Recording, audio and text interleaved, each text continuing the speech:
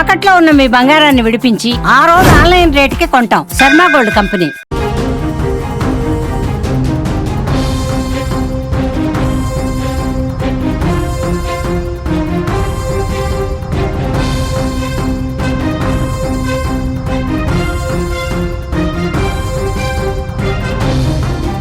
చేసిన పాపానికి ఫలితం కనిపించింది.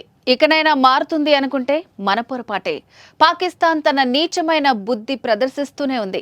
పెహల్గాం ఉగ్రదాడికి ప్రతీకారంగా ఉగ్రవాదులను భారత్ చంపేస్తే పాక్ మాత్రం భారత పౌరుల ప్రాణాలు తీసేస్తోంది. చిన్నారులపై కూడా తూటాల వర్షం కురిపిస్తోంది.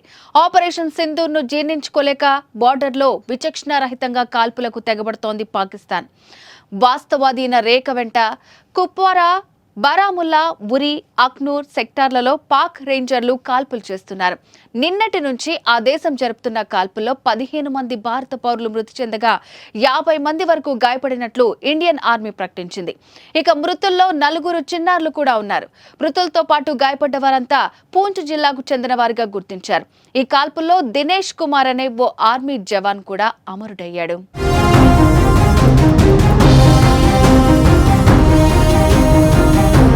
పెహల్గాం ఉగ్ర అటాక్ తర్వాత భారత్ దాడి చేస్తుందని ముందే పసిగట్టిన పాక్ కవ్వింపు చర్యలకు దిగుతూనే ఉంది. జమ్మూ కాశ్మీర్ సరిహద్దుల్లో పాకిస్తాన్ కాల్పుల విరమణ ఒప్పందాన్ని ఉల్లంఘిస్తూ వస్తోంది. ప్రతిరోజు భారత్ పై కాల్పులు జరుపుతోంది. బుధవారానికి ముందు చిన్న ఆయుధాలు, ఆర్టిలరీ తుపాకులతో దాడి చేసిన పాక్ ఆపరేషన్ సింధూర్ పేరుతో పాక్ ఉగ్ర స్థావరాల లక్ష్యంగా భారత్ మెరుపు దాడులు చేసిన అనంతరం మరింత రెచ్చిపోతోంది.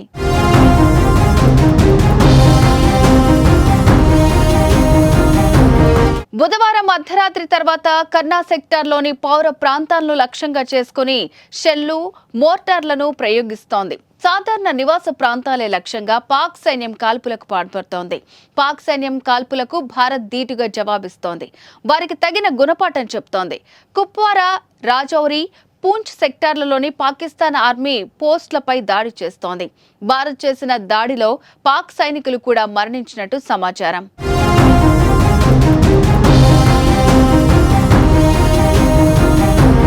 ఇరు సైన్యాల కాల్పులతో బోర్డర్లో హైటెన్షన్ వాతావరణం నెలకొంది. సరిహద్దు గ్రామ ప్రజలు భయంతో వణికిపోతున్నారు. ప్రాణాలు అరచేతిలో పెట్టుకుని సురక్షిత ప్రాంతాలకు వెళ్లిపోతున్నారు. కొందరు బంకర్లలో ఆశ్రయం పొందుతున్నారు. ఈ కాల్పులు పూంచ్ సెక్టార్కు మాత్రమే పరిమితమయ్యాయి. ప్రాణ నష్టం సైతం అక్కడే ఎక్కువగా జరిగిందని అధికారులు వెల్లడించారు. తాజా పరిస్థితుల నేపథ్యంలో సరిహద్దు జిల్లాల్లో విద్యా సంస్థలను ప్రభుత్వం మూసివేసింది.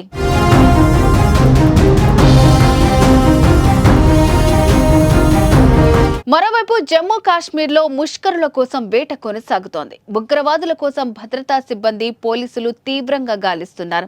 ఈ మేరకు అనుమానితుల నివాసాల్లో పోలీసులు ముమ్మరంగా సోదాలు నిర్వహించారు. పహల్గాం దాడి అనంతరం ఇప్పటి వరకు 100కు పైగా అనుమానిత ఉగ్రవాదులు, వారి అనుచరుల ఇళ్లలో తనిఖీలు చేసినట్లు పోలీసులు తెలిపారు. బుధవారం ఒక్కరోజే 30కి పైగా ప్రాంతాల్లో సోదాలు చేసి పలువురిని అదుపులోకి తీసుకున్నట్టు సమాచారం.